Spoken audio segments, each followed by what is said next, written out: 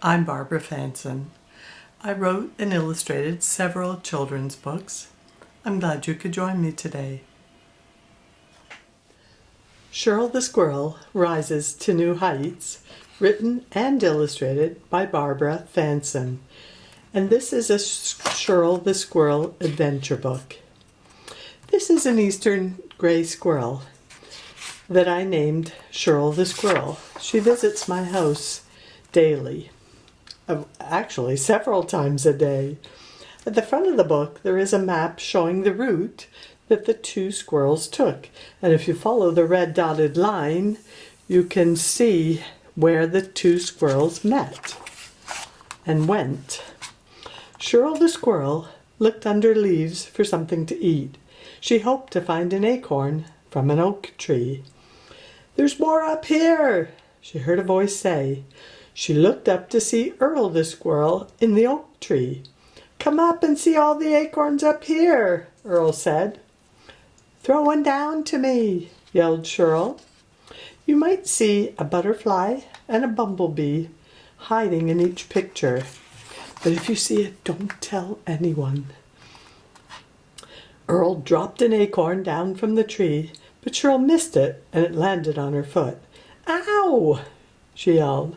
"Sorry," yelled Earl. Shirl picked up the acorn and chewed through the outer shell. She liked this new fresh acorn. "I wish I could climb a tree like other squirrels," Shirl thought.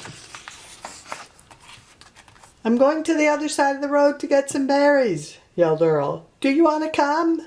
He climbed along some branches and jumped onto the hydro wire that went across the road. Carefully, he balanced as he walked along the wire. "Come on," he yelled. "Not right now," she replied. "I wish I could walk along a wire like other squirrels," Shirl thought. "Please do not attempt this at home." Shirl the squirrel ran across the grass and up to the road. She stopped and looked both ways. Then she ran across the road just as a car sped by. "Whew, that was close," she breathed a sigh of relief. She ran across the field to the berry bush. Earl looked up with his face covered with red berries.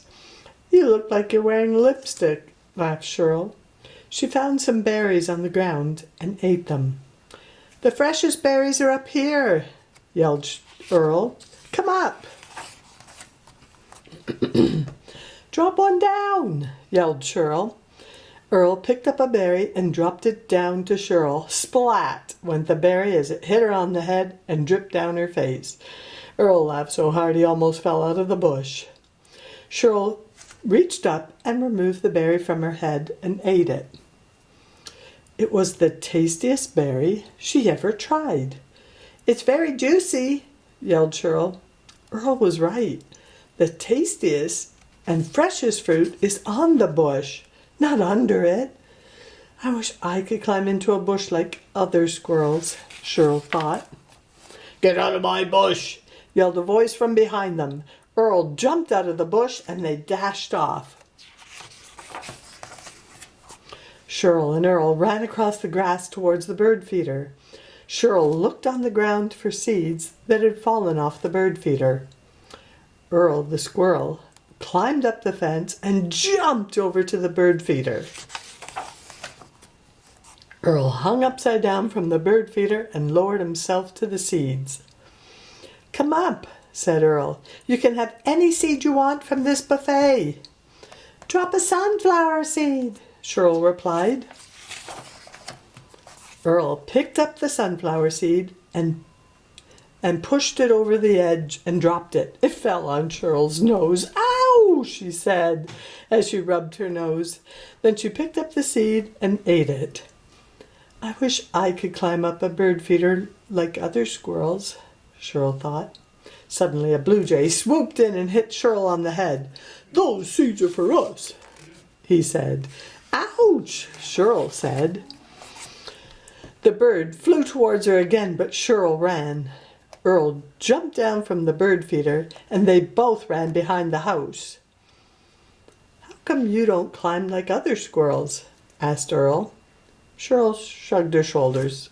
I just don't feel like it today. Do you have a sore foot? No. Come on, I know where we can get some corn. Shirl changed the subject. She ran across the grass to a hen house, quickly followed by Earl. They found kernels of corn lying on the ground near the chickens. Earl and Shirl were too busy picking up kernels to see a cat sneaking up behind them. The black cat jumped at Earl. He ran, but the cat was right behind him. Suddenly, Earl was trapped in the corner by the cat. How could he get away? Shirl ran past the cat to distract him and then ran up a tree, chased by the black cat. She could hear the cat climbing the tree behind her. Shirl jumped onto a smaller branch and ran to the end where the branch was thinner. Crack! Shirl heard a branch break behind her. The cat jumped to the ground. Shirl looked out and spotted Earl the squirrel in another tree. He was safe. "Thank you for saving me," yelled Earl. "I guess you can climb trees." Shirl looked down.